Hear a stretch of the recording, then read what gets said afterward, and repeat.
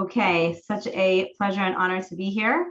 For all those who have joined this evening, my name is Rachel Burnham, and I see some familiar names and faces here, so I'm happy to see all of you.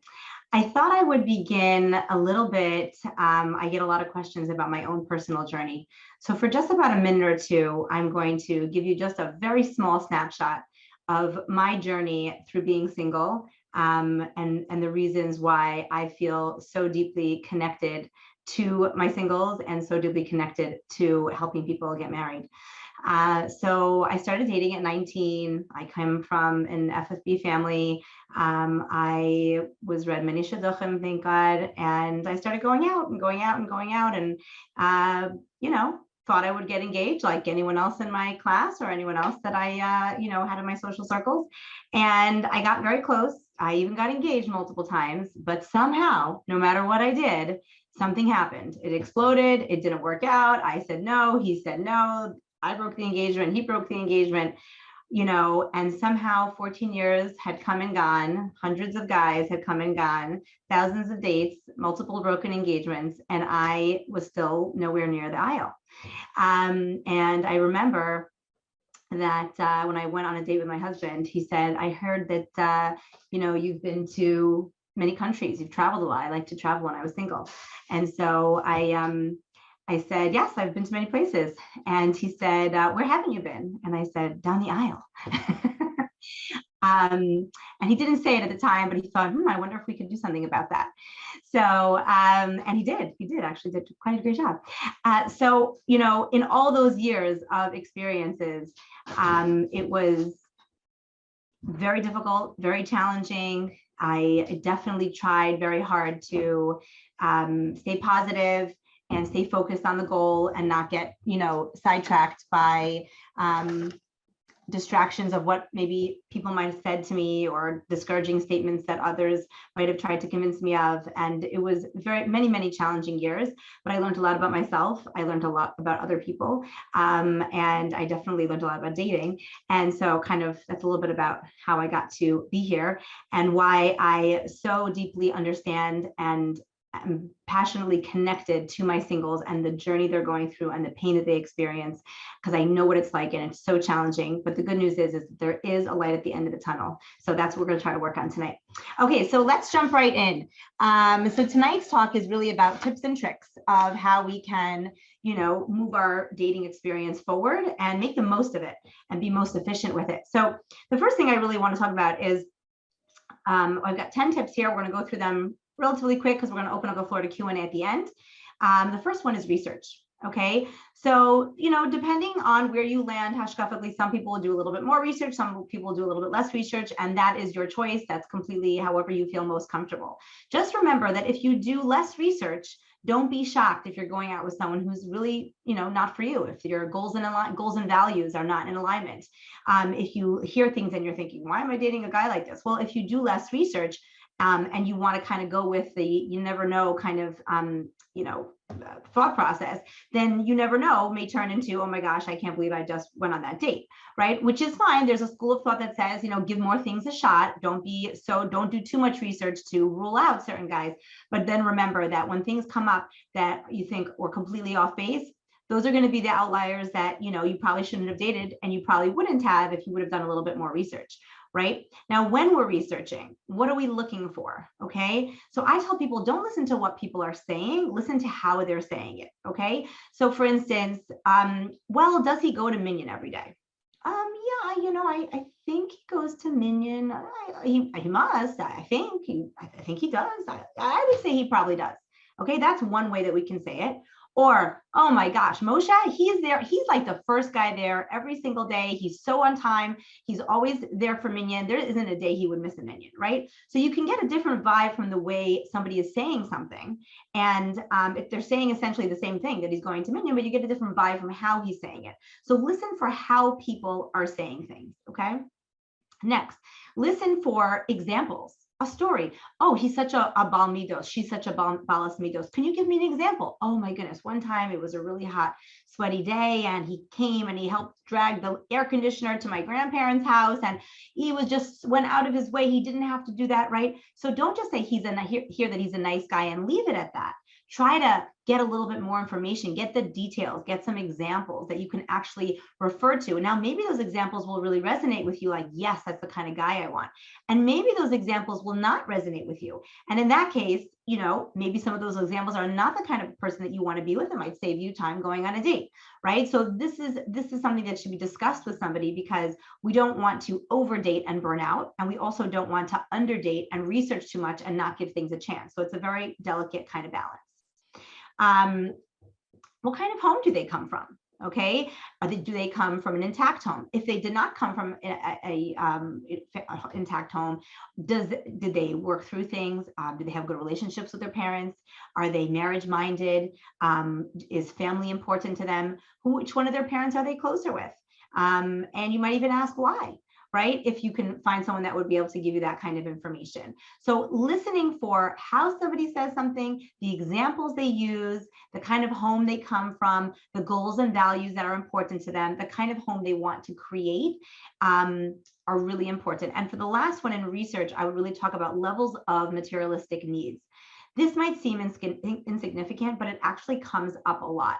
You can have two people that technically have similar goals and values. They come from good homes. They're good from, they work, they learn, you know, she's a good girl. She's involved in chesed, and everybody looks nice and put together. But then when you get to go on this date, you realize, wow, we're in very different places in terms of like materialistic expectations, right? And I find that it is a really important thing to ask and maybe get some examples about. This is a kind of girl who would only wear real jewelry. She would never wear any jewelry that is not completely gold and diamonds, as opposed to, oh, she's a girl who she always looks nice, but she doesn't really care about those things at all. That's going to make a difference in terms of the kind of home you want to build, the kind of person you're going to be attracted to, and whether or not it lines up. Now, nobody exactly lines up completely perfectly in this area. We're all different. We all have different needs, but we want some more ballpark figures, right? So someone who might have grown up in a very, very wealthy area in the Five Towns might have different needs than somebody who grew up in Silver Spring, let's say, right? And there's no intentional insult here whatsoever, but there would be a discrepancy. And so it's important to really get some examples on that so that we are clear of who we're going out with and we're being focused to use our time properly. Okay, number 2, know yourself. What does that mean? Okay, so this is something you'll hear me say very often if you hear me spoken before, but it's important to mention again. What do I need in a relationship versus what do I want? Okay, needs are things that are not negotiable. I cannot negotiate whether or not I respect this person. I cannot negotiate whether or not, you know, we have similar goals and values, whether or not I feel like he understands me, right? That we have a connection, some sort of connection, right? These are things that are core needs. When it comes to wants, you know, I might want that he should be from this kind of home or this kind of city or have that kind of job. But if he didn't, would it actually affect my core relationship with him, my core marriage? And the answer is no, right? I might want it and I also might not get it and I could be just as happy. You go into the store, you're looking for a black patent leather shoe. You come out with a pink booty. You're not quite sure how it happened. It was on sale. It was cute. It looks good on you. Are you less happy? No, you are not less happy, but it is different than what you expected. And if you speak to most happily married people, most people will not tell you that they married the guy that they expected. What they did is they married the guy that they liked and they married the guy that worked well together with them. And it's important to know that so that even though we might have our lists of what we need and want, be careful not to lock ourselves too much into those wants. Obviously, the needs are core and very crucial. And if you're dating somebody, when you're researching, you should really focus on, does he have those core needs that you couldn't live without? But the wants are much more flexible. And I have clients who got married to people and they were exactly what they wanted, everything that they wanted. And they got married and they realized that she or he was everything that I wanted and lacked the core needs that I cannot live without. And they weren't focused on that. And they found themselves divorced, unfortunately. And so for round 2, they realized I need to focus on what I need. Because when I focus on what I need and I feel that that person can satiate those needs, then when I get married, I can be a true giver. It's very hard to give to somebody when you feel you're being depleted or that your own needs are not being met. And so people ask me, well, isn't that selfish? You're supposed to be a giver, and how can you go into dating feeling being selfish? And my answer is there is a time for selfishness, and dating is one of them, to make sure that your core needs are being met. I didn't say to be unrealistic. I didn't say to have a list of 50, 60 items on the needs list that are all non-negotiable. I mean, you can do that. You also might not have dates, right? Like I tell people, you can ask for the sun, the star, and the moon. That's fine with me. Just don't tell me that you don't have dates, because you might not, right? So it's just important to be focused on what we need first, and the wants are kind of gravy. Usually people tend to get a few wants, but nobody gets everything, because we're all not perfect, and nobody comes in perfect Amazon Prime packages that show up on your front door exactly how you ordered it, right? Okay, so know yourself. Another core quality, we often want what we want, right? And we find out the hard way that what we want doesn't actually want us. And so I find many singles banging their head against the wall, looking for that guy or girl who actually doesn't want what they have to offer, whether or not it's the guy who comes from a, lower income home and he wants a girl from a super wealthy family, or whether it's the girl who might not be as physically attractive and she wants a very good looking guy, right? And she'll be very frustrated with the system. But the most important thing I tell them is we need to, and remember this, we need to go where we're wanted. And it might sound like, do I have to settle? Do I have to give up? Nope, I didn't say you have to settle and you have to give up. But when we chase something that doesn't want us, we become very frustrated. We become upset that we're not, we feel insecure, like, why doesn't somebody want us? And even if you did catch that person, that's not what they always wanted. And so ultimately, going where you're wanted in a relationship that really wants what you have to offer in the total package of what you bring to the table of a relationship will allow you to be very cherished and loved and respected in that place. And that's ultimately what we want for every person. So I'm not saying lower your expectations, but I am saying to be more appropriate. I think appropriate is probably the best term I can use for just expectations. So, okay, going where we wanted. And then we have reality versus fantasy, right? So I've never ever had a girl or guy call me and say, what I'm looking for is a really good looking guy who learns and he works and he's very into family and community and he's always doing chesed. But if he has an anger management problem, it's not such a big deal. If his parents are miserably, not nice, like, I'm okay with that. If I don't know, other negative qualities that people wouldn't want, right? And the reason for that is people only call me with all the positive qualities that they are looking for. But it's so ironic because we know we're marrying human beings and we realize that all humans are flawed, right? So we understand that we're going to marry someone that's flawed, but when we bump up against that flaw, we get very uncomfortable. Oh my goodness, I noticed a flaw. He's always late. She sometimes doesn't have what to say in conversation. I noticed that sometimes she gets uncomfortable with certain topics. She won't open up, right? We notice certain things that make us kind of wiggle in our seat and we get very uncomfortable with that. But the reality is that nobody's perfect, right? And fantasy, ironically, is a great gift because fantasy allows us to breed hope.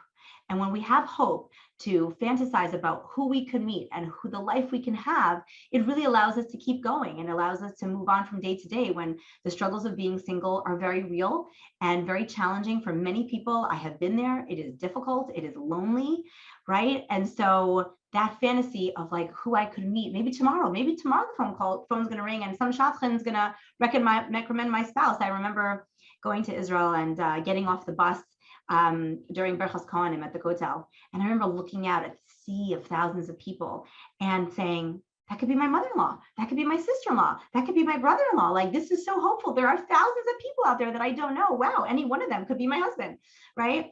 So having that hope is important, but it's also important to be reality-based and realize that we're not marrying, 5 guys. We're marrying one. And if he's going to be working and learning and family and community, that sounds like a few different people, right? It's not necessarily so easy, and also make time for me all the time.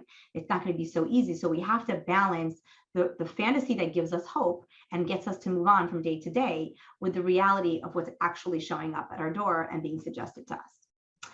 Okay, number 3, check your baggage at the door. Okay, so very often I hear from guys and girls, I went on a date, she was a nice girl, she was a nice guy, and then somehow, some way, they just kind of unloaded on me about that miserable relationship they just got off of, that they can't believe that guy did that or said that, and how miserable dating are, and how challenging shadchanim are, and it goes on and on and on. And here's the thing, negativity is just not attractive. It's definitely not attractive on a date, because we want to put our best foot forward. Most people don't really want to hear about your negative dating stories, considering on a first date, they don't really know you. It's probably the best way to kill a first date. And people will come home and say, I don't know why they said no. I don't know what happened. I said, let's review the conversation. What did you talk about? And they'll get to this point. They're like, yeah, and then I told them about this bad relationship I just got out of. And I was like, that's exactly the problem. It's not attractive, and people don't want to hear all that heavy weighted negativity right when they've met you, because remember, they don't know you. So we want to start off the gate, with a smile, with a positive attitude. Positivity is so attractive, so attractive. I mean, I can't even tell you how many guys have told me that girls think that all a guy wants is a pretty girl. And what girls don't understand is that a pretty girl is a girl who is smiley, who is positive, who is happy, and sees the bright side of things. This is what has been told to me by many, many guys. And she could be a little bit more physically beautiful or less. It's not even going to matter. If she smiles and she's a positive person and I want to be around her, that is attractive. And I think it's so important for specifically girls to hear that, because it's true. Now, there's no judgment. I know we're all going through a lot of stuff. And it's not to say that when you find that special relationship, you can't open up to somebody at the right time.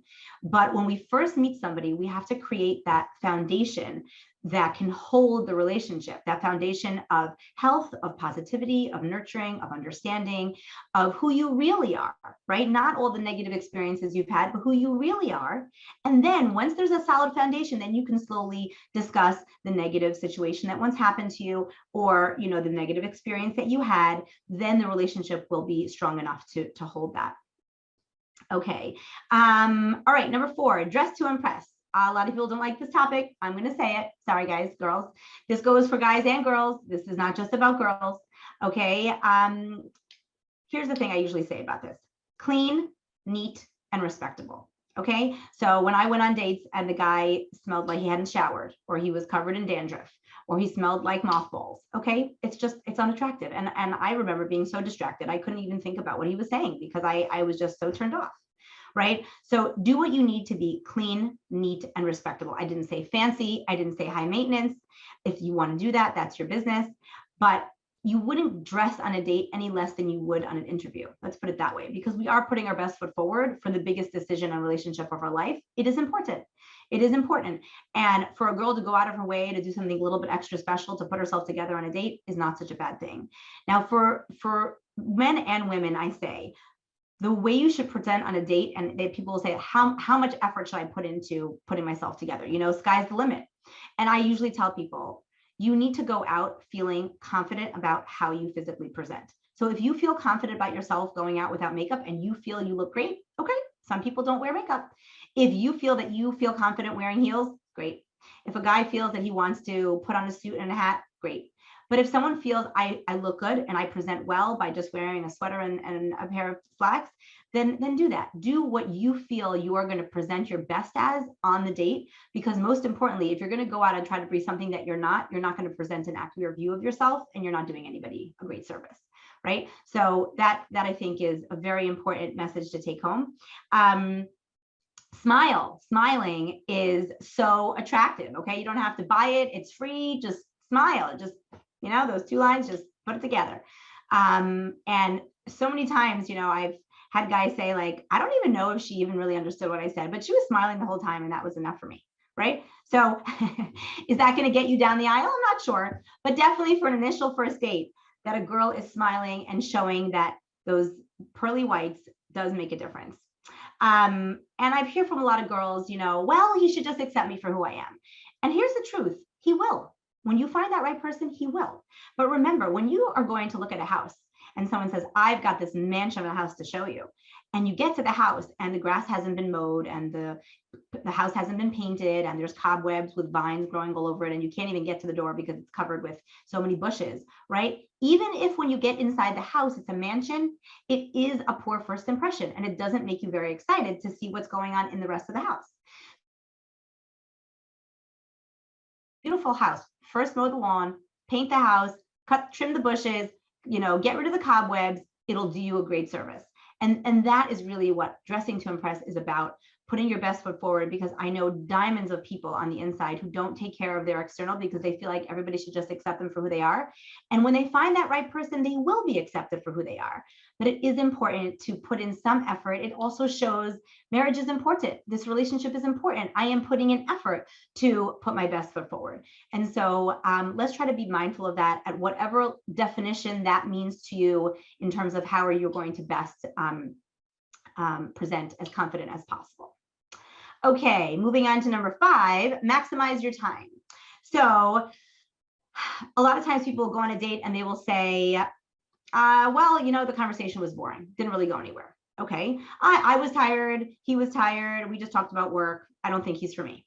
And I will ask them, well, this is date number 4 or 5. Did you prepare anything to talk about? No. Did you bring a game? No. Did you have any specific areas in which you wanted to get to know him? Did you try to ask those questions? Well, I did have areas I wanted to get to know him, but I was too exhausted. I didn't bother. So the reason the date fell flat was not because you're not for each other. You just didn't put any effort to get to know him. And you didn't maximize your time on the date. You kind of just waited to see what would happen, right? Instead of saying, let me try to make this happen. He's a good guy. On paper, everything should work. I need to see, what about the chemistry? I'm curious. I have some questions about Hashgraphic. I have some questions about his family. Don't just wait and see if it's going to come up. Bring it up in a gentle, not aggressive way. Bring it up and maximize your time. Instead of being so passive on a date, participate in making certain things happen. So when you come back from the date, you say, wow, I wanted to get to know about his family, and I did. I wanted to know about his Hashgraphic, and I did. And you feel like, wow, I really got to know him. On the other hand, when you're dealing with date, let's say 1 through 5, be careful not to go too deep, too fast. That could be a little scary.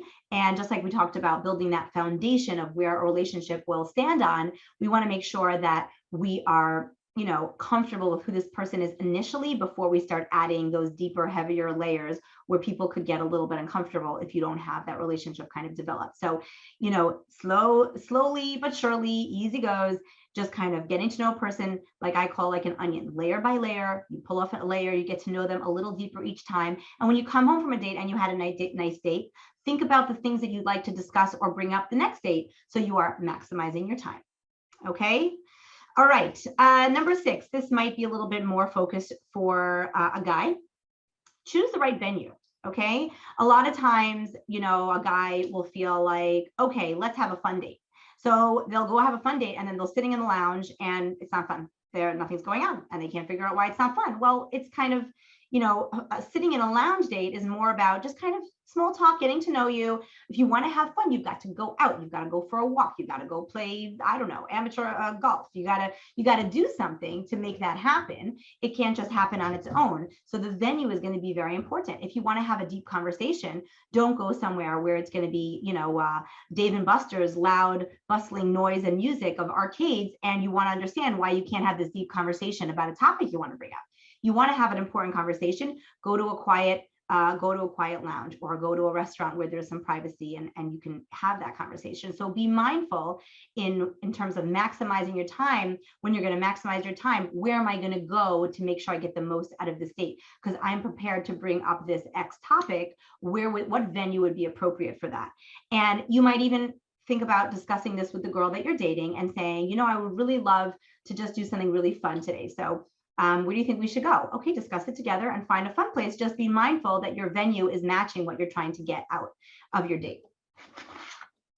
Okay, number 7, actions speak louder than words. Okay, so I'll have people say to me, well, he says he wants to learn and he says he wants to go to Minyan and she says that she wants to wear a sheitel and she says that she wants to, have a whole bunch of kids, right? And so I guess that's what they want, right?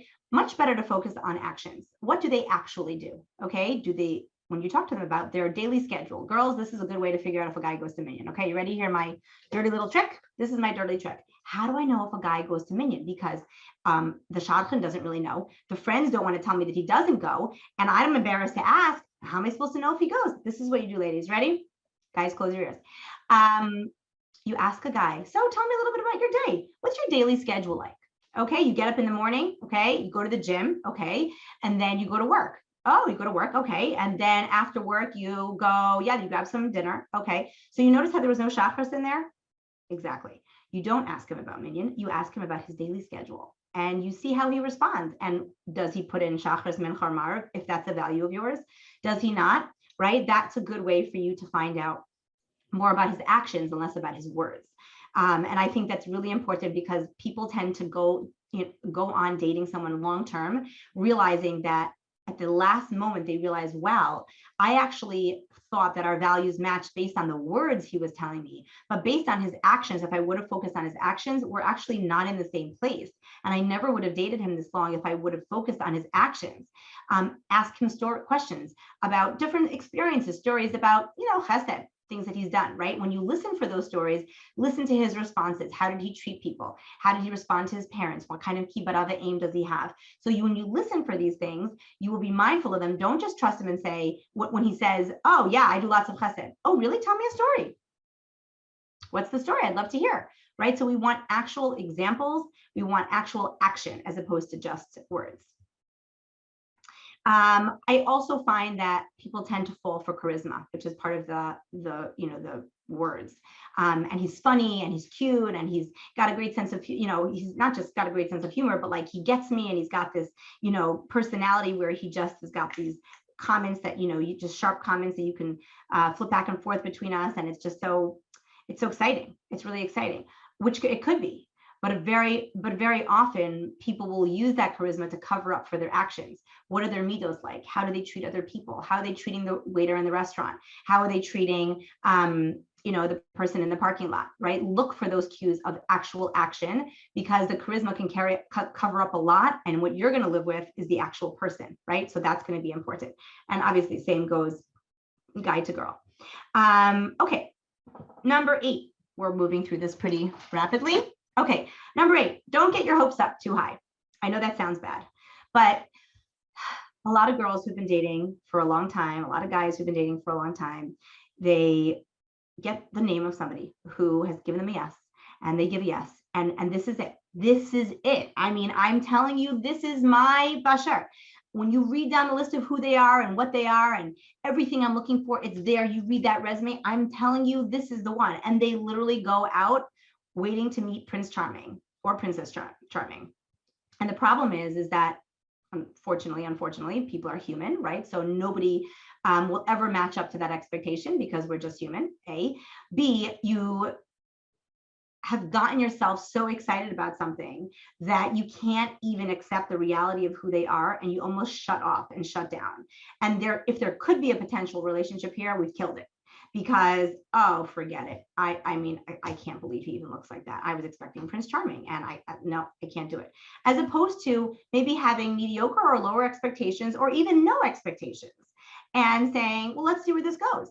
I had a nice time and let's see where it goes. I get very worried when people come home and say, that's it, I'm marrying this guy after a first date. That's very worrisome. To me, that's infatuation. That's just extreme chemistry and attraction. It's dangerous and it's not sustainable.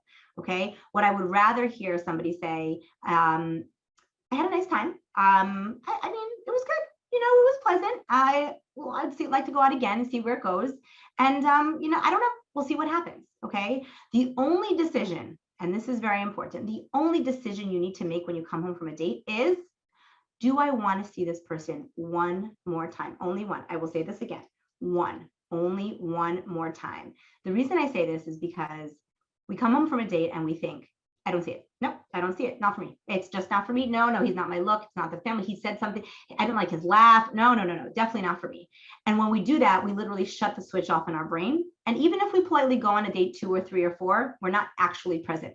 We're doing it to make our parents happy. We're doing it to make the shadchan happy. We're doing it to make everyone happy, but we are actually not open to this idea at all. Okay, because I don't see it. I don't see it. It just, I don't feel it. I don't see it. I don't feel it.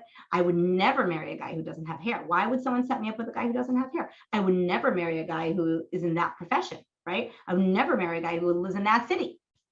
Okay, so we shut off. And when you shut off, you literally shut off opportunity to meeting a great person, as opposed to going in and saying, you know, I only have to make one decision, one date. I'm going out with this person. Let's see what happens in one date.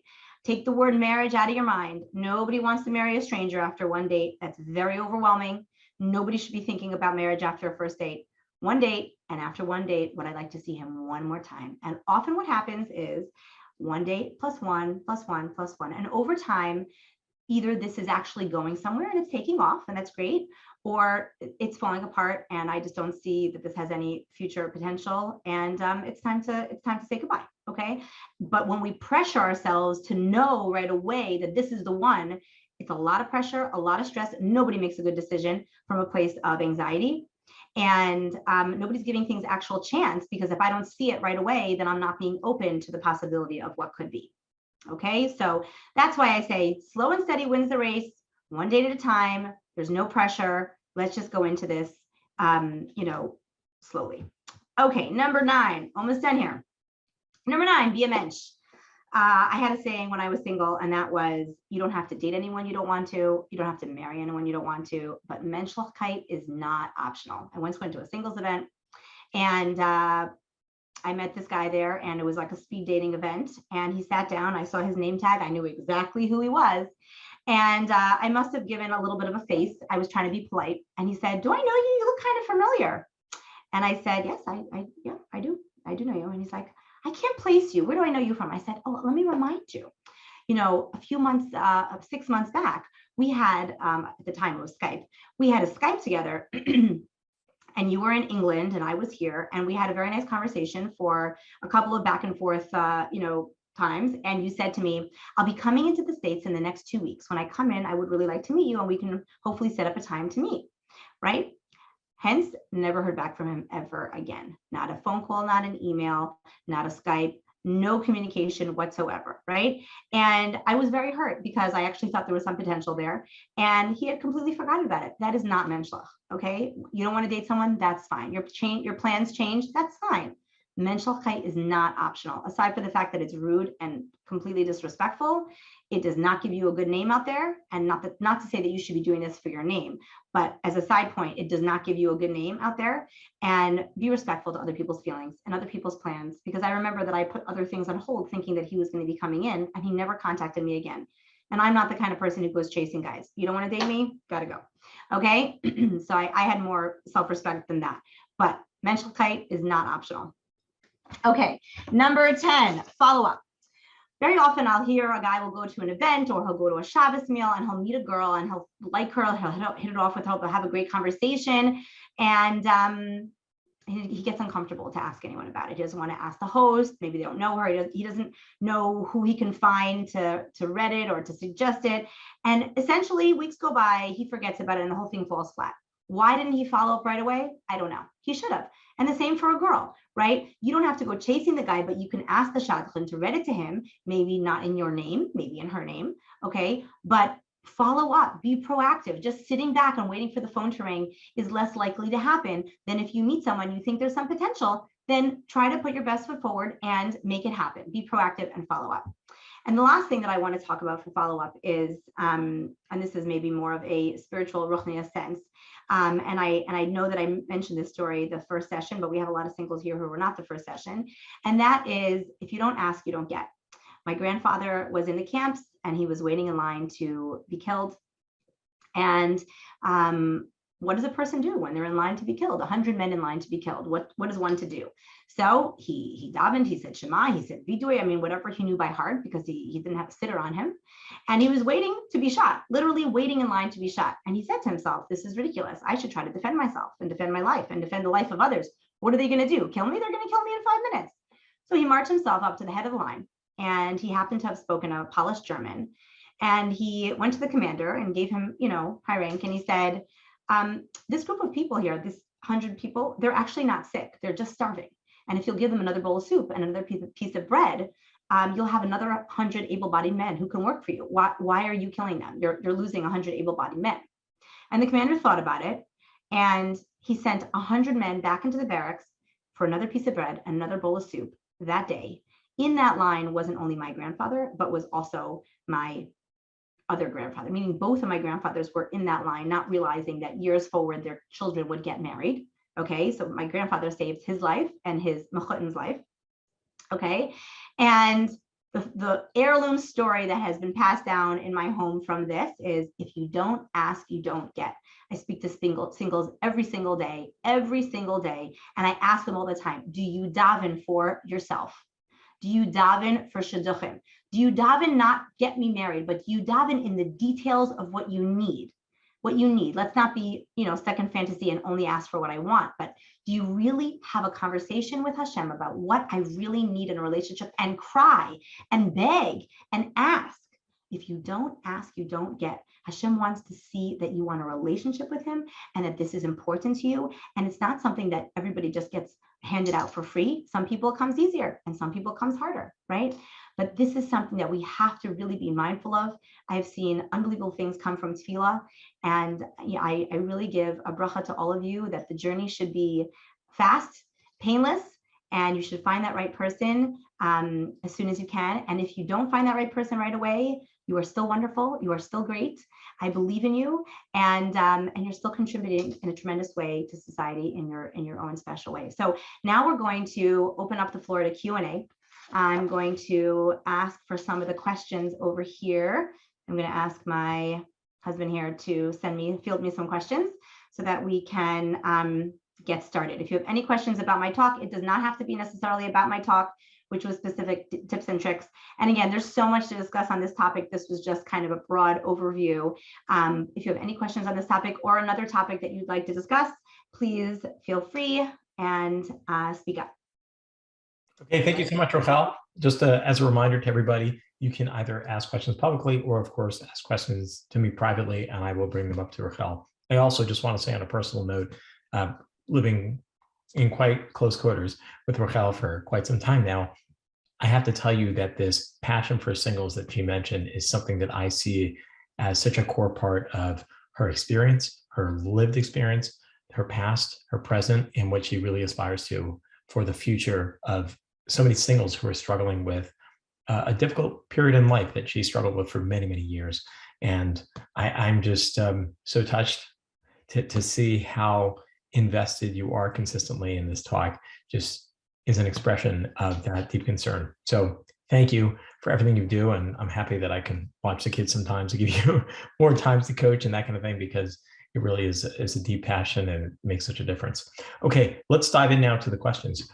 How do you know if something is a want or a need? Can't we be blinded by wants? So like, what's the litmus test to know if something is a want or a need? Okay.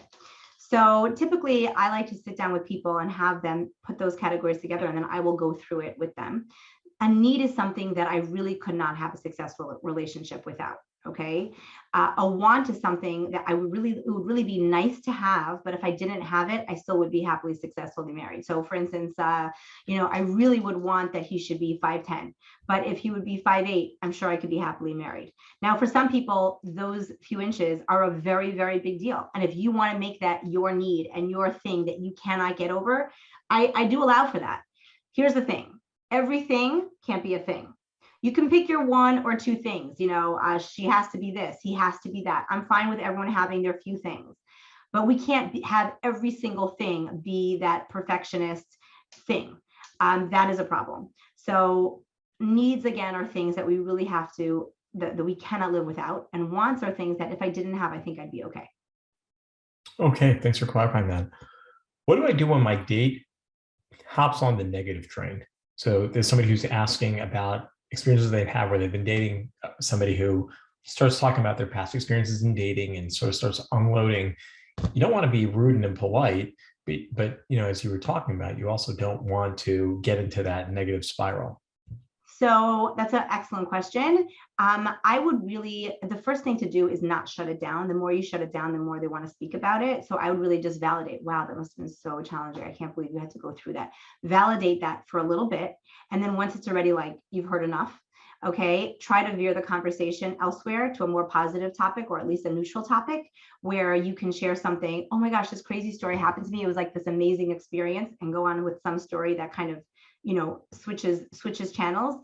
But to derail someone in the middle when they need to get that out is very uncomfortable for the person. They feel not heard. So I would really just validate. And in order to not feed it, you don't have to keep, you know, talking about the conversation, but you can just gently like, wow, that's so difficult. I can't believe you have to go through that kind of thing.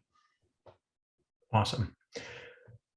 What would be your advice for somebody who's divorced that had been married and in a relationship for a significant period of time or a sizable period of time, and now really concerned about being hurt again? And it's so hard for them to move forward because they're just constantly haunted by the possibility that they could be wounded so deeply as they had been in the past.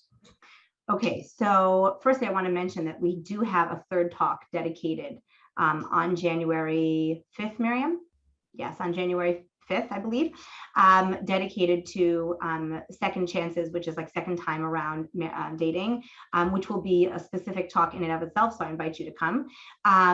But I would recommend that you do seek out some coaching, because it is not a simple topic.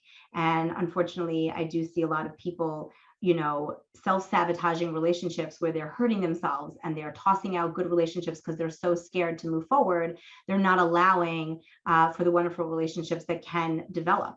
And there's no way that we could rewrite that wrong unless we're open to it, right? And like I tell people, you can't win unless you play. And playing might hurt. And playing might mean you might get dumped. And playing might mean your heart might get broken. And your heart might have all kinds of, you know, band-aids on it from all the rips and tears that you've gone through. But if a relationship is something that you do want to end up with long-term, you're going to have to put a band-aid on it and work through that. Otherwise, there's no way to rewrite that story but jumping in again. So I would say slow and easy, but I would really recommend that you work with somebody to work through that and come to our talk. Excellent. What about only sending my resume out? Because then it's just sort of out there on the open web, and that feels like a lot of exposure. I'm not quite comfortable with that. Okay, so I get this quite a lot. And you know, at the same time that people don't want to get their resumes out there, they also don't have a lot of dates, especially girls are not getting a lot of dates. And so we're between this struggle of, well, I really don't get any dates. I went out once last year. I went out once in 6 months. That's not a lot, right? And who's to say that that guy is going to be appropriate for you? So if you find that you're not getting enough dates, you might have to, don't have to put it out there on the web for everyone to see, but you might want to send it to specific shadchanim. You might want to send it to specific friends and family. You might want to put it on specific websites that are focused on the kinds of guys that you're looking for, girls or guys that you're looking for, right? But to keep it kind of hidden just to yourself, nobody knows you exist. There's so many girls out there who go to work, they go home, Shabbos, they don't go anywhere, and nobody knows they exist. They just don't. And unless they're going to be on a website or read a shadchan or go to a shadchan meet or go to someone for a Shabbos meal, nobody just knows about them. And they could be wonderful, but it's very hard to navigate when people don't know you. So I would recommend that, even though it is challenging, and I validate that it's challenging, to kind of swallow a little bit of pride, put yourself out there. This is not long-term. This is just for dating. We just want to get to know you so that we can try to set you up. So yeah. There are so many excellent questions that are coming in. I'm telling you, they're coming in fast and furious. Let's try to. From singles who actually know what to ask because they date. So intelligent questions. Actually, talking about intelligence, that's one of the questions. If for me intelligence is important, how do I communicate that to shadchanim or to people I'm speaking to who might possibly set me up without sounding like a pretentious snob? Okay. So firstly, I ask people to define what intelligence means to them. I tell a great story about a principal of mine from Prospect Park Yeshiva who was walking down the street and met a guy, and he had known this guy, and he said, oh, are you dating now? And he said, yes, I am. And he said, what are you looking for? He's like, I need a really brilliant girl, a brilliant girl. So he's like, oh, don't worry, I'm going to get on it. I run a whole high school. I've got girls. So he sends him one of the big valedictorians that he had. They go out, guy comes back. She was nice, but she wasn't quite smart enough. Really? Okay. I got another valedictorian, another salutatorian. This goes on 4, 5, 6 times. And each time they go out, the guy comes back, she's really not that bright. I don't know, I just don't find her that bright. And he was very disappointed. He's like, I have no patience for this. I sent him all my smartest girls and he keeps knocking them down left and right. So he decided, I'm gonna take a break from this guy. Anyway, about a year later, he's walking and he bumps into this guy again. He says, you're never going to believe it. I'm engaged. I'm a husband. And he says, really? Who are you engaged to? A student of yours. A student of mine? Who's the student? So he tells the name of the student and the principal thinks, and he's like, oh, that's interesting, because this girl was in like the special ed class. Okay. And when he called the girl to wish Mazel Tov, the girl said, he said, wow, you're engaged to such a bright guy. She said, yes, I don't always know what he's talking about, but he's so smart. Okay. What does that tell you? Okay. What does that tell you? It tells you that the guy wanted to feel smart, and a girl who would tell him that he is so smart was smart. Okay. Now, even though the valedictorian and salutatorian might have actually been intellectually much more appropriate for him, he wanted to feel like a man. He wanted to feel like the bright one, and a girl that wasn't quite as bright thought, wow, he's so smart. So be careful when we say these things, because we don't actually know how it's going to play out. So I do recommend that we define our intelligence. When you say smart, do you mean street smart? Do you mean creative smart? Do you mean book smart? Do you mean socially smart? Do you mean, there's some people who are talented artists and pianists. They're brilliant in what they do, but they're not intellectual. So really need to define what you mean by smart. And then also realize that with certain smarts comes other things. So for instance, if somebody is super, super extremely smart, they might not be as socially comfortable or socially fluid. Are you okay with that? Right? It's a package. So you have to make those decisions for yourself in terms of what you're comfortable with and where you're at, and give yourself like a range. Well, I'd be okay with a guy who was like an accountant, or also a physicist, but I couldn't marry, I don't know, a plumber. Nothing wrong with plumbers, but I'm just saying you might want to give yourself a range of what you could be comfortable with, because you also don't know who you'll hit it off with and who you'll have something in common with. And I get this a lot. And yes, a certain baseline of intelligence compatibility could be important for a couple, although I haven't actually seen it define a couple's worth. Meaning I've seen couples that one is much more intelligent than the other, but because they're able to respect each other for their strengths, they're able to make a beautiful life, even though like everyone knows she's smarter than him. It's not a competition, but everyone knows that he's got it together much more than her. He runs the house, she's the brains of the operation, and she's never home, but he's playing Mr. Mom. Right. So for some relationships that works, for some it doesn't. So you need to know yourself and think like, what would be the baseline of what I can handle and kind of the ceiling. Interesting. So the person that asked that question actually followed up, and he said, for him, it's not an issue of trying to define the intelligence. For him, it's fairly clear. I imagine I haven't met this person. I don't have their name, but it seems that there's somebody who's what they would call book smart, right? Somebody who's intellectual, somebody who is well-educated and has a level of intellectual sophistication that to them is where they're at. That's how they engage the world. And they're looking for somebody who can meet them in that place. So make sure that you are very specific and you tell the people that you're meeting, the shadchanim or the people that are setting you up, be very specific about intellectual, book smart kinds of girls are the kinds of girls that I tend to hit it off best with. Be very clear and specific. Don't just say smart. Smart means all kinds of things. Okay. So everybody wants to think of themselves as smart. So just to be sure I understand, so you're saying the way to do it, not sounding like a snob, is to say, this is what I tend to seem to resonate with. This is who I tend to do best with. A girl who is, Okay, thanks for clarifying. Or in the past, I've had relationships that really took off and the girl was a surgeon. She was an eye doctor. Those are the kinds of girls that I've hit it off best with. Okay, understood. Thank you. How would you so sorry. I thought my phone was off. Okay.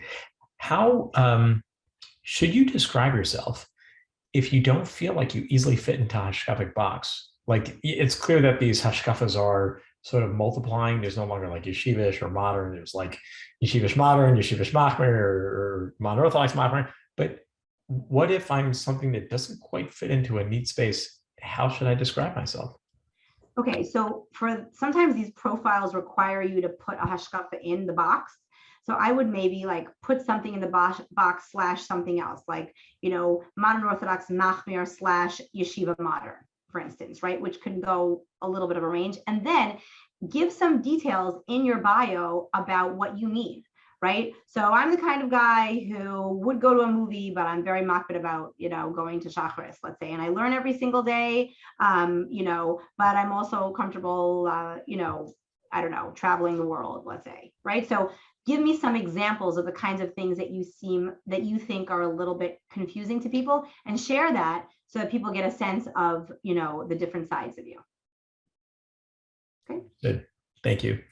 How do I deal practically and emotionally with the experience of being single month after month, year after year? It's such a grind. It's overwhelming.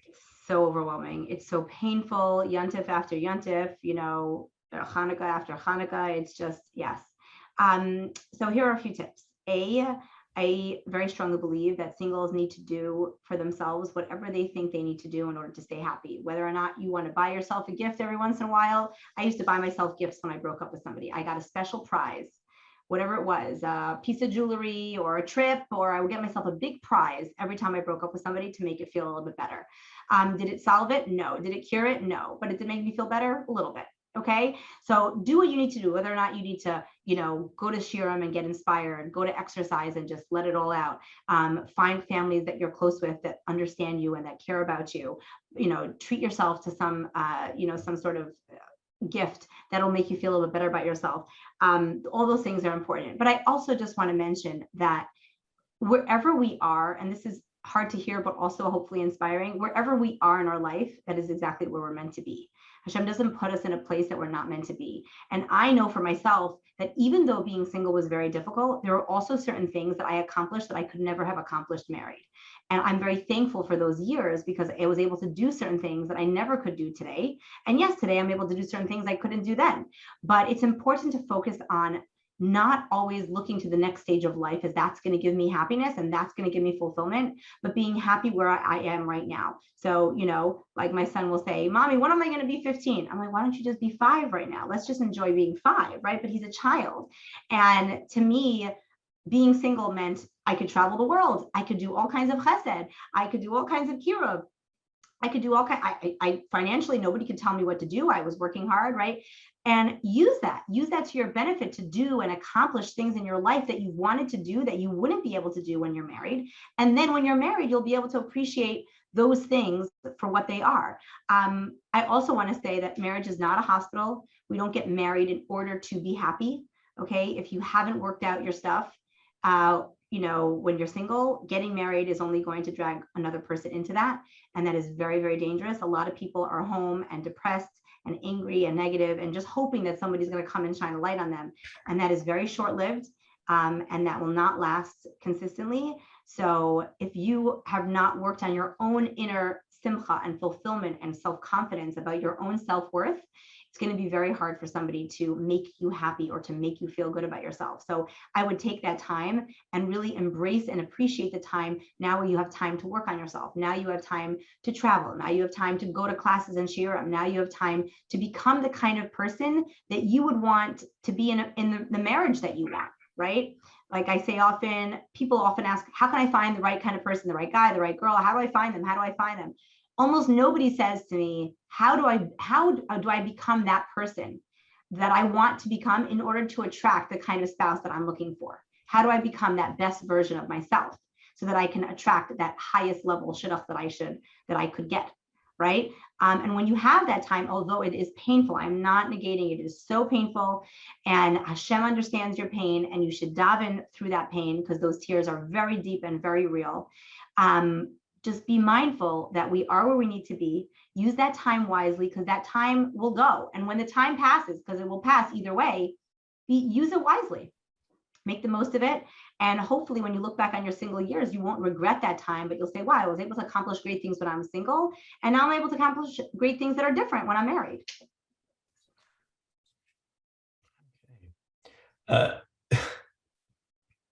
I'm dating somebody. He has a lot of the things that I need. Maybe not the wants. I'm just not attracted to him.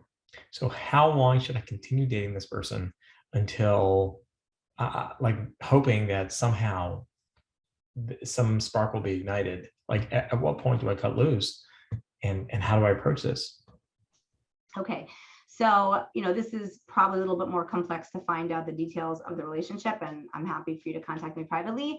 But what I would say just superficially is there needs to be what I call seeds. There needs to be some kind of seed of chemistry, of connection, of attraction to grow it. It doesn't have to be a huge seed, but there has to be some kind of seed that we can water, that we can nurture, that we can put sunshine on to grow it. If you are finding date after date after date that there's no seeds at all, it's going to be very hard to grow that relationship. If you find that there are seeds and sometimes your dates are a little bit better and you're finding yourself sometimes a little more attractive and sometimes a little less attractive, ask yourself, what are those things that make you more attractive? I know, for instance, a guy that was dating a girl, and whenever she put herself together a little bit nicer, he found her more attractive and he was feeling more comfortable in the relationship. And whenever he would pick her up from work and she looked just kind of disheveled, he would get more uncomfortable about that, right? Because guys are guys, and that's how Hashem made them, and that's exactly the way we want guys to be. So try to just be mindful if there are seeds there that you can grow. And if you're so confident that there's no potential here whatsoever, then after a variety of dates, and you don't see any change whatsoever, you might want to stop going out, because you do need to have some level of attraction and chemistry to keep a couple together. And, this is controversial. Not everybody agrees with this, but I have seen in my practice that pushing people into relationships just because everything is good on paper is not smart. Mishpacha magazine actually had an article a couple of years ago about wonderful couples, good couples, healthy guys and girls. This one learned, this one worked. They both had good midos. They came from good homes. Everything should have worked out well. And these marriages were loveless.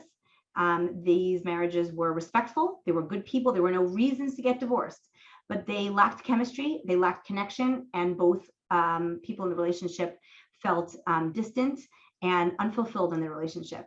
And that to me is terrible. And it's really stealing something from somebody, because when you have one relationship that you hope to pour your everything into, you want to be able to feel that connection to somebody. And for some people, they might have that initial connection earlier on. And for some people, it develops. It's not to say that one way is better than the other, but no connection is a problem. Life is going to throw many challenges at a couple, challenges you can't even possibly imagine. And if you don't have that connection, that chemistry, that like factor, it doesn't have to be crazy infatuation. It shouldn't be, but that like factor where I want to be in this person's company. I look forward to going out with them. I enjoy speaking to them. Sometimes I'm talking to them and time just disappears because we just enjoy talking to each other, right? That is chemistry, and that should be there because that's what's going to hold a couple together through the thick and thin of all life's challenges. And I do believe that it's important. So if you see that there's zero potential, I would say it's time to go. If you think that there are some seeds to plant, then plant them and see if you can nurture those and grow those. Somebody asked about letting go of wants, right? You talk about needs versus wants. So the question was, is there a process that you can engage to let go of wants where you don't feel like somehow you're letting go of something that's central to you, you're settling, you're going to wind up disappointed? How do you detach yourself from something that had seemed fundamental to what you expected in your relationship? Okay, so if it's something that you needed to be fundamental to your relationship, it might actually belong in the needs category. I'd have to go through that with that person and understand a little bit more about what the topics were.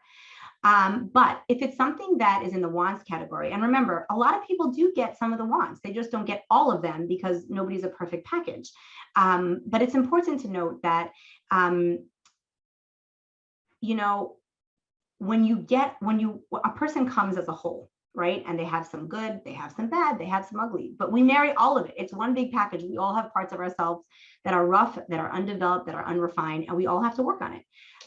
But you also get sometimes parts of the package that you never expected, right? And so I like to boil it down to what I call the worth it factor. Okay. Overall, when I think of this guy, I think overall he is so worth it that even though he has a certain trait or a look or a part of his background that I don't like, he is so worth it, it doesn't even matter. So it should feel that he is so worth it to be around, to talk to. He's so thoughtful, he's so caring. I just really look forward to going out. That it should be easier to get over that one or two factors that you're having trouble with. Now, if they belong in the needs category, then maybe they belong in the needs category and not the wants category. And remember, a caveat to needs and wants, You cannot change your list while you're dating somebody. We don't change ourselves in order to date somebody. That is very dangerous. Okay. You can change yourself when you're not dating someone and you say, hey, you know, I might want to add these needs because now that I've dated more, I've gotten to know myself a little more. That's fine. But you cannot adjust your needs in order to match somebody else. That is temporary, it is fleeting, and is not sustainable. So that's just one rule about the needs and wants. So just be mindful of, you know, I deal with a lot of older singles who I never thought I'd be taking on somebody with kids. And it's really a lot for me. And I never wanted someone with kids. I always wanted a fresh start. And you know what? I really hear that. And that is a lost dream. To marry someone who's never been married. And when someone's maybe in their late 30s or 40s, and they have to experience that, it's very, very challenging. It's extremely challenging. And this is what I recommend. Wrap your brain around it and mourn it. Mourn the loss of that dream.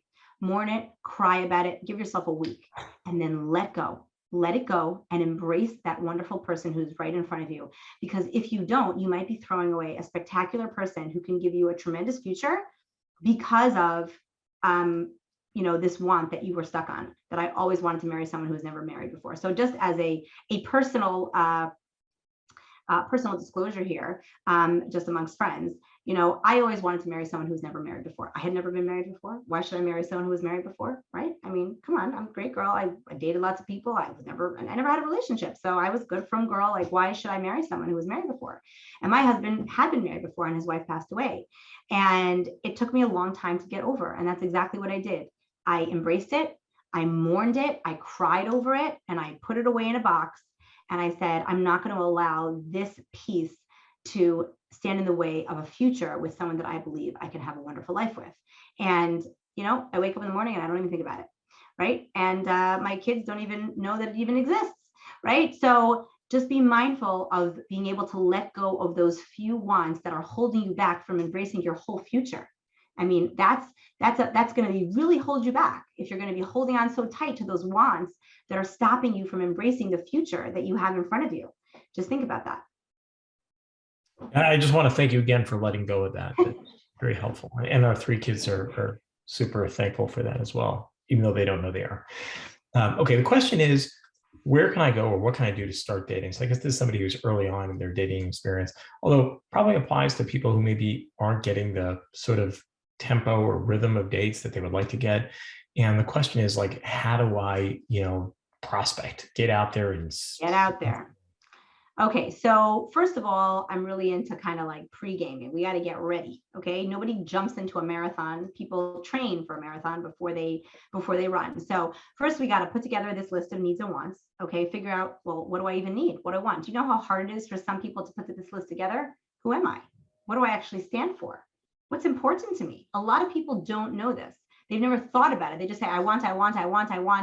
And they haven't taken the time to think about, well, who am I? And what would be the best balance and fit to who I am, right? That can take me a few sessions with someone right there. Okay, so who am I? What would I like to create in a home for myself? What are my needs and wants, right? What are some basic foundational components that need to go into any relationship? These are some basic stuff. Okay, and once I work through that, then we say, okay, where can I find that kind of person? So if I'm looking for an out-of-town girl, and I tell this to guys all the time, guys will say, I'm looking for more of an out-of-town kind of girl. I said, great, you should come out of town. Come to Silver Spring. I have lots of great girls. And they'll say, I don't really want to travel. I said, well, out-of-town girls live out of town. That's where they live. You can't go in town to find them. Well, I don't really like, well, then you won't find them, right? So we have to just be mindful of you know, what it is that we're actually going for, and kind of, you know, stick with that. Is that clear? Yeah, sure, absolutely. Next question is, I know something that definitely gets your goat, and I thought we need to bring this up. And I'm going to ask it in the exact words the person brought up because he brought up so well. How do we deal with bully/silly/moody shadchanim? Ooh, I have very little tolerance for bullying shadchanim. I'm sorry to say. Excuse me, Miriam, nobody in this organization is like that whatsoever. I have very little tolerance for it, and I'll tell you why. Being in the position where I was very bullied as a single, you don't really want to get married, you're too picky, you know, you're unrealistic, you know, of course you're still single because you're traveling the world. If you'd actually settle down and stop flying all over the place, maybe you'd actually meet somebody. When you have a ring on your finger, then I'll listen to what you have to say. Those kinds of comments, which are just rude and inappropriate. You are preying on the vulnerable. Singles are in a vulnerable place. They are in a lonely place. They're in a painful place, and preying on the vulnerable is unforgivable. It's absolutely unforgivable. And I tell people, a relationship with a shadchan is also a shidduch. And if you're working with a shadchan, it's bringing out the worst in you and it's making you feel tremendous pain, you drop them and you move on to a different shadchan. There are many other shadchanim out there. And if it doesn't work for you, that's okay. Maybe it's a chemistry thing that doesn't work well. That's okay. But I do not tolerate bullying shadchanim. Now, there is something called a little bit of healthy helping the process along, maybe a gentle nudge or push in the right direction, right? And let me tell you, to all shadchanim who might be out there, I promise you, your singles want to get married more than you. I know this because you are married and they are not, right? So they want to get married, but nobody wants to feel like they are settling, that they are marrying down. And I actually believe that being picky to a healthy extent is healthy. It's actually very important, because people who aren't picky and will just take anybody essentially don't have a healthy sense of self-esteem. Right? If you believe that you have a lot to offer in a relationship, then you believe that I should be meeting someone who is compatible with the level of social skills, intelligence, capability, chesed, midos, right? I'm going to meet somebody who's compatible. I'm not just going to marry anybody, right? So having a little bit of pickiness is appropriate self-esteem. Now, to be so picky that you have no dates or that you say no to every single person for years on end, yes, we have to talk about that. That's a bit extreme and that's a problem. But I would say if you're bumping into shadchanim like that, then you need to weed them out, because really staying positive is the most important thing for a single. Staying positive and mentally healthy is the most important thing. And if that shadchan doesn't work for you, it's okay. It happens. Move on to a different shadchan. You had talked about material needs / the material lifestyle that somebody aspires to, and making sure that you're synced up in terms of those desires, those interests. You had also talked about how to sort of fish for a person's commitment to Yiddishkeit, Shachar davening, learning, and things like that. Is there some way to fish for what a person's material aspirations are, so that you can be sure you're in sync with the lifestyle that you want to live, or at least you know about it? Okay, so these are conversations that typically, are you talking about for researching before you meet them or when you're dating them? When you're dating, right? When you're dating them. Okay, so first of all, these are conversations that often do come up, or if they don't, they should come up, right? What kind of home would you like to live in? What kind of community? What kind of values of a community are important to you? Is the biggest mansion on the block the most important to you, or is it the people who are involved in chesed and community more important to you? Like what, and those goes into your basic goals and values. So these are discussions you should have with somebody, right? And as you get to know somebody, you will pick up on certain things that they say that they need, or what kind of brands do they buy? Are they buying very expensive high-end Gucci brands, and they have to have the authentic real one, not the knockoff? Or do they just not even notice and they don't even care? Right? There are different kinds of people, and there's all kinds of ranges in between, right? So we're not looking for perfect compatibility, because most people are not perfectly compatible. And for instance, it's often a guy-girl difference. So for instance, guys often don't care about shopping. Girls do like to shop, right? So the girl will always want to buy more clothing, and the guy will say, oh, that's so gashmiastic. But when it comes to a nice piece of steak, like an expensive piece of meat, all of a sudden, he's not so frum, and he thinks that it's very important to have a big piece of steak, expensive cut for Shabbos or Yontif, right? It's just as gashmiastic. It's just like that's what men go for, as opposed to that's what women go for. So no man and woman is going to be exactly perfectly in sync on this, but we're talking about within a ballpark. These are conversations that should happen on dates about how do you see your home, what kind of lifestyle you want to build, what are values that are important to you. I would hope that these conversations will come up, and if not, you should bring them up. Got it. There's a question here from somebody who's supporting somebody else who's dating, and it seems that they have a hard time opening up, responding to the things that I think it's a girl, so the things that the guy is saying on dates. And there's a person who apparently has the ability to carry on conversations, to be open, to connect, but they sort of climb up on dates. And it seems like they're throwing up a wall. What recommendations might you have for somebody to be able to break through, so that they at least allow the possibility for the relationship to blossom? Okay, so firstly, I would say this probably has little to do with the relationship and more to do with the person themselves. I'd want to understand more, probably meet with them and understand more about like where are these walls coming from. Is there some level of fear, anxiety? Maybe they came from a home of divorce or, some level of dysfunction at home that they're scared about going into relationships. That really has to be sorted out because it's not going to have anything to do with the guy. You could put any guy in that situation and they may feel so anxious that they're putting up this wall, like don't get too close, I'm scared, right? So a person really does need to work through that before they start dating in order to, not come across that way. But if that's not an issue and they're just having actual difficulty opening up to this particular person, it could be the person, I just don't feel comfortable in his company. Maybe I don't feel attracted to him. Maybe I don't feel like he really understands me. Maybe when I speak, he doesn't actually listen. And so I don't really want to open up more because I just don't feel heard, or I don't feel validated, or, I don't feel comfortable. But if let's say that's not the case, right? Sometimes it's a case about understanding how to make yourself more vulnerable. And people have a really hard time with this, right? So, there are multiple stages of dating, that initial getting to know you stage and that kind of building more of a friendship. And then you go into that third phase, which is what we call like emotional intimacy, which is really getting to know someone on a deeper level, more than a coworker, more than a good friend, but someone that I would share my more deeper secrets with and really open up. And when a couple is able to do that, that really creates deeper connection and really is the gateway to kind of moving towards that kind of engagement. And so the only way to do that is to make yourself vulnerable and share things with someone that you never have shared with other people, or that you wouldn't share with just anybody. Because if I could share something so personal and I feel safe and I feel not judged and I feel accepted, then that allows that person to say like, wow, I can open up. That is the invitation to open up. So I would definitely want to talk to the guy and help him with methods in which he can help the girl open up. And I would want to know from her, has she tried being vulnerable? Because if she's not being vulnerable at any point in this dating, it's going to be hard for, connection to happen. And she, again, like I said, should probably speak to somebody and figure out why are those walls there? Because if she could figure out why the walls are there and she could remove those walls, she probably would naturally want to be more open to exploring the deeper parts of the relationship. Okay, I'm going to ask you the final question. Unfortunately, it's not fortunately or unfortunately, it is not the final question that's been asked, not at all, but we are running out of time, and we'll have to talk to the Shidduch Spot about bringing Rachel back and putting her on the spot once again. Question is as follows. How do you approach Hashgraphic differences? How big of a gap is too big of a gap? Okay, so this is a delicate topic. And you will see some couples that live together that have a very wide Hashgraphic difference.